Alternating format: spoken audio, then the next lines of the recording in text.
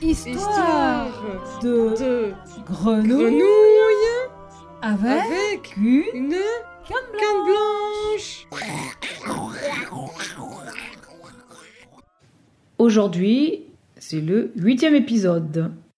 Alors, le but du jeu, c'est quoi? L'interview d'une personne très malvoyante qui s'appelle Muriel Joubert. Bonjour Muriel. Bonjour. Bonjour tout le monde. Voilà, là on se trouve chez elle, nous a reçus gentiment chez elle, dans une petite résidence à Fenouillet. Et donc on va lui poser quelques questions pour mieux la connaître, parce que franchement on a écouté ses 2 premiers podcasts et on a vraiment été touchés. Et donc peux-tu nous parler déjà de ton parcours de vie, tout simplement déjà? Merci. Alors mon parcours de vie, c'est toujours une question un peu compliquée parce que je ne sais jamais où commencer, le début, la fin. Le début, tout simplement. Le début, tranquille. Alors, le début, je suis originaire de la région, d'Albi. J'ai été diagnostiquée à 16 ans d'une maladie génétique évolutive, une rétinite pigmentaire. Et c'est là qu'on m'a dit que je pouvais peut-être perdre totalement la vue ou pas. Enfin, en fait, on ne savait rien me dire de très précis. Et avant ça, j'avais des difficultés déjà dans le noir. Mais on croyait que j'étais maladroite. On n'avait jamais pensé que j'avais un problème de vue. Et à partir du diagnostic, là, on a compris que j'avais un gros problème de vue.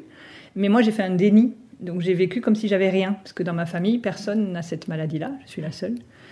Et j'ai vraiment tout fait pour être, entre guillemets, dans une vie la plus normale possible. J'ai même appris à conduire. Alors, il paraît que quand je croisais des voitures, je ralentissais un peu parce que les rétroviseurs, des fois, avaient tendance à se toucher. Il paraît que c'est pas normal, ça.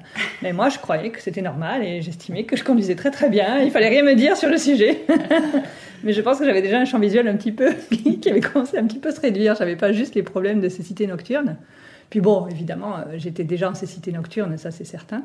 Mais j'ai vraiment fait ma vie n'ayant rien. Donc j'aimais bien étudier, j'ai fait une prépa, école de commerce, après à Paris. Puis après, avec la personne que j'ai rencontrée, on s'est mariés, on est allé voyager à l'étranger. J'ai vécu en Amérique latine, à Londres. Puis après, on est revenu à Paris. Et j'avais une carrière plutôt dans les entreprises, de directeur financier, après le marketing, après les ressources humaines. Enfin voilà, je suis vraiment issue de tous ces milieux-là. Et puis à l'âge de 33 ans, j'ai effectivement perdu la vue lourdement 2 jours. Donc je suis passée d'une voiture à une canne blanche finalement, en très peu de temps. Mais parce que je suis sortie de mon déni. Et là, j'ai découvert le monde du handicap visuel que je connaissais tellement pas.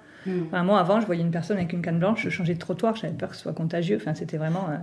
c'est intéressant ce que tu dis. C'était terrible, hein. Ouais, ça me faisait peur en fait. Ouais. Moi, j'ai vécu des gens qui s'éloignent de toi. Tu te dis, et j'avais ce sentiment justement, mais c'est contagieux le handicap ou quoi? Et effectivement, c'est intéressant parce que tu le dis tout ouvertement. Alors que les gens, quand tu leur dis, mais qu'est-ce que vous ressentez? Oh mais non, mais rien. Si, en fait, moi, tu vois, une fois j'étais dans un train, je me souviens très bien, à Albi, et c'était un monsieur avec une canne blanche. Alors je m'étais mis pas trop loin quand même, je l'observais un peu pour me dire, bon, si un jour je perds la vue, comment on fait? Parce qu'en fait, j'avais aucune idée de comment on pouvait vivre avec une canne blanche. Et je le voyais faire, il tâtonnait comme ça dans son sac, il touchait beaucoup. Il avait l'air de se débrouiller quand même, donc ça m'a étonnée, positivement étonnée. Et à la fois, je pouvais pas trop m'approcher de lui parce que ça me renvoyait trop à moi-même et c'était douloureux. Parce que j'avais pas encore affronté à ce moment-là la nouvelle du handicap et de ce qui pouvait m'arriver. Donc c'était douloureux. Et donc c'était pas par rapport à lui ma réaction, c'était plus par rapport à moi. À ce que ça me renvoyait en miroir. Ouais.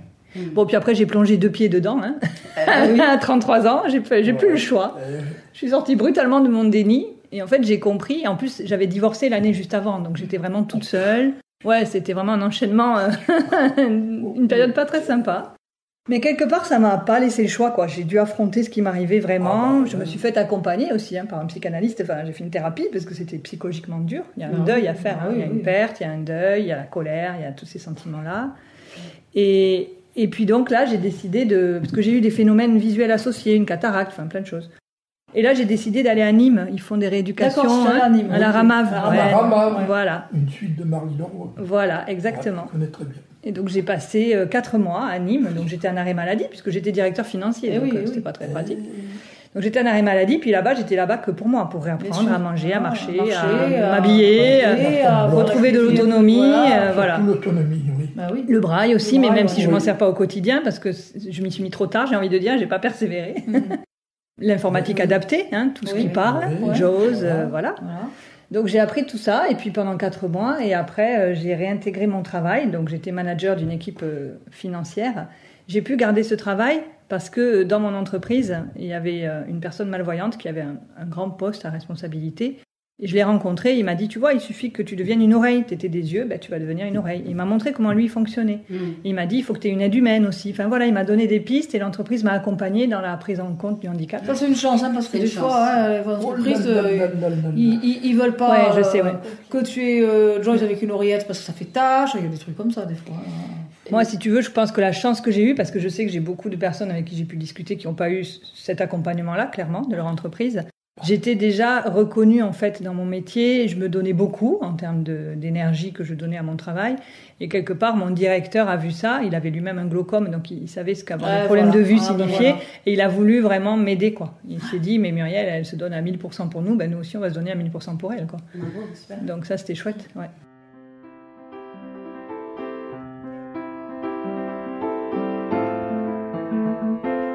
Et justement, quel matériel as-tu utilisé dans ton métier à parler d'humaine? Alors au début, je rigole parce que ça fait 12 ans que je suis avec elle et on a tellement testé de choses différentes.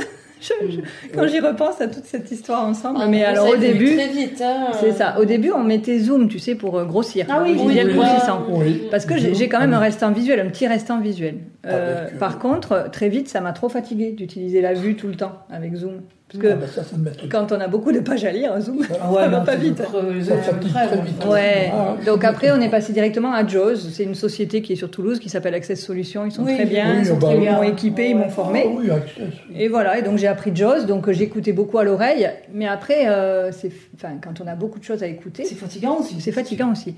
Et donc après, on a trouvé un système avec mon adjointe, enfin mon aide humaine, c'est devenu mon adjointe. C'est elle qui lisait pour moi D'accord. et elle me faisait des synthèses. Ah, c'est pas bête aussi. Oui, Ben oui. voilà. Oh. Oui, c'est sûr, dans le cadre du boulot. Mais il faut accepter de perdre, entre guillemets, de l'information. Oui, voilà. Mais après, tu récupères du temps. Tu vois, C'est c'est ça. toujours pareil. Oui, Tu as oui, des oui, deuils oui, à oui, faire voilà, d'un t'as fonctionnement, raison. quoi. C'est vrai, Ouais, oui. il faut trouver un nouveau fonctionnement. Et ça a très bien marché. Au début, on faisait avec le vocal, vous savez, les petits dictaphones, là. Elle me faisait des mémos audio que moi j'écoutais quand j'avais le temps. Enfin, on a testé 10 000 choses. Et après, je crois que surtout, parce qu'après, donc j'étais directeur financier, après je suis passée directrice des ressources humaines, c'était même une promotion. Donc voilà, ouais, c'était chouette.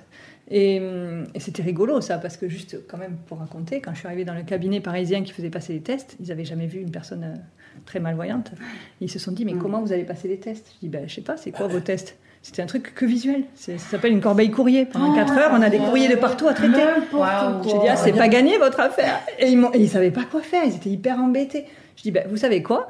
J'ai pensé à l'aide humaine. J'ai dit, mettez-moi une stagiaire à disposition, c'est elle qui va me lire tous les courriers, je lui dicterai mes réponses, et mettez-nous un tiers-temps supplémentaire, comme quand on est handicapé à l'école. voilà. Ouais, mais ça, c'est un truc que j'ai appris avec le handicap. Moi, au début, je croyais que le monde s'organisait autour de vous, mais pas du tout. Non, parce que si les gens avaient de bon sens, ça irait très vite. Mais en fait, Comme c'est à nous. nous de savoir En dire même nos temps, besoins. En Voilà. même temps, les gens ne peuvent pas imaginer nos C'est besoins. ça. Non là. plus. C'est- C'est Attends, ça. il faut le comprendre si on veut C'est toujours ça. machin. Mais on vit dans un monde de. Voilà. Ben, chacun pense à lui. Hein. Ouais. Or, dans sa bulle. Et, Ouais, et puis chacun est dans sa monde très bulle. visuel aussi. Et un monde très visuel, Très 85%, visuel, c'est visuel. Oui, ça c'est.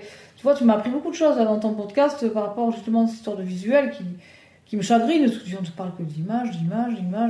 Et puis ça, c'est de plus en plus prégnant. Mais je me dis, qu'est-ce qu'ils ont avec leurs images, quoi, les gens? Et oui, tu me dis 85% de visuel qui est Ouais, utilisé. c'est le premier sens qu'on utilise à 85% du temps.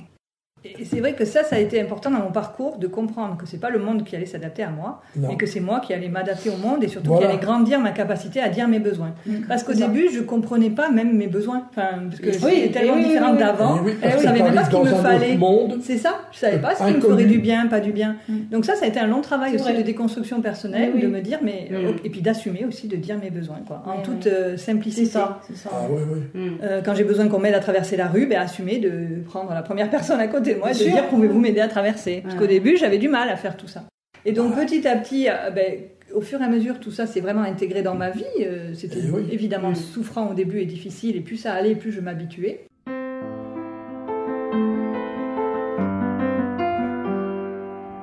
J'ai fait en parallèle des démarches. À l'âge de 33 ans, c'est arrivé les mêmes années. Je me suis formée pour être enseignante de yoga et méditation. J'avais rencontré le yoga et j'aimais ça. Et là, ça a été extraordinaire. Je pense que c'est ça qui m'a sauvée, entre guillemets, la vie, parce que le yoga, c'est toute la spiritualité, c'est tous ces grands enseignements spirituels qui expliquent pourquoi on est sur Terre, qu'est-ce qu'on a à y faire. Enfin, ça nous tire en fait vers le haut. Et moi, le fait de me former, je suis allée à fond dans la psychologie humaine, l'anatomie, la physiologie. Ça m'a passionnée et je l'ai enseigné dès 2010 dans mon entreprise. Et à partir de là, j'ai pu arrêter de travailler avec l'humain, donc dans le management, dans le yoga. Et en 2020, avec tout ce qui est arrivé avec les confinements, j'ai encore eu un nouveau rebondissement dans ma vie, puisqu'on m'a demandé de donner des cours de yoga en ligne et méditation. Et je suis devenue coach certifiée. Enfin, j'ai vraiment eu une ouverture là, de vie, de carrière. J'ai senti que j'avais des choses à amener au monde. Et aujourd'hui, je fais beaucoup de coaching de vie, de coaching d'entrepreneurs. Enfin, voilà.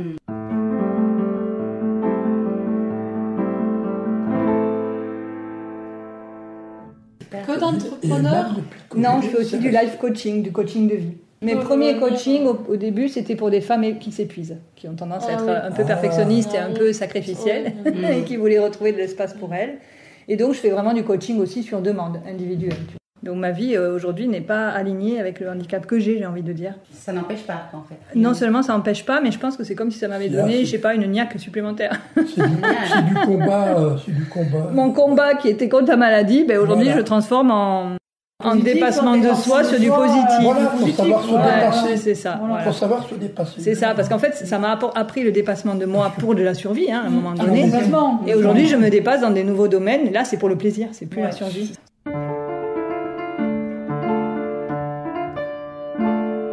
Vous dites que vous êtes enseignante en yoga, mais comment enseigner le yoga quand on y voit très mal à des valides? Comment on peut vérifier si tel participant fait bien les postures? Merci, c'est une question super intéressante parce que je pense que beaucoup de gens n'osent pas me la poser. Tout à fait. Certains osent me la poser, me la posent. En fait, moi déjà l'école de yoga où j'ai appris, c'est l'école de yoga Van Lisbeth à Paris. Donc André Van Lisbeth, c'était un des pionniers qui a ramené le yoga de l'Inde vers l'Europe dans les années 60. Et c'est ses élèves aujourd'hui qui continuent sa transmission. Et André, il était voyant, hein, on est d'accord. Jamais il touchait les élèves.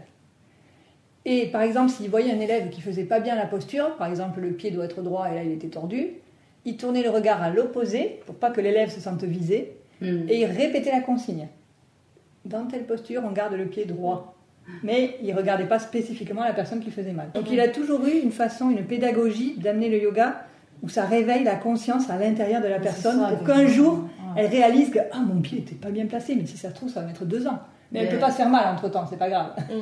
Ça fait partie de notre éveil de conscience, j'ai envie de dire. Le yoga, c'est une conscience globale de soi, dans l'espace, dans le corps, en lien avec les autres aussi. Et donc moi, c'est vrai que dans ma pédagogie, j'ai que des voyants sur le tapis. Et ils font le cours les yeux fermés. Du début à la fin, ils me disent « Mais avec toi, on aime faire le cours les yeux fermés. » Mais moi, je leur demande pas de faire le cours les yeux fermés. Ils peuvent garder les yeux ouverts. Et je fais en même temps qu'eux et je montre les postures. Et je leur dis « Vous pouvez regarder ?» Ben non. Parce qu'en fait, j'ai une façon de décrire où je parle de mon corps et de l'intérieur et de mes connaissances anatomiques. Et donc, apparemment, j'ai une façon de décrire les postures qui fait qu'on a très peu besoin d'indications visuelles. Ça, on va dire, c'est ma pédagogie à moi de malvoyante. Je ne le fais pas exprès et c'est quelque chose de naturel pour moi de tout expliquer, à la fois en laissant du silence et après de stimuler l'expérience de la personne dans son propre corps. Parce que c'est ça qui compte. Et je vais même te dire, aller plus loin que ça. Il y a des profs, ils montrent, l'élève veut tout bien faire comme le prof et il se fait mal. Parce qu'il n'a pas le corps du prof. Oui, c'est vrai. Parce que moi, par exemple, je vais faire telle posture très bien, mais mes élèves, ils ont mal partout. Donc, je vais donner les indications qui vont bien quand on a mal au dos, quand on a mal à ci, à ça. Enfin, voilà, moi, j'ai des élèves qui ont des tas de problèmes de santé aussi. Et il faut pouvoir en tenir compte. Donc, au contraire, la vue peut même être une barrière. À sa propre connaissance de nous-mêmes, quoi. Donc, ça m'a jamais posé de difficulté, finalement.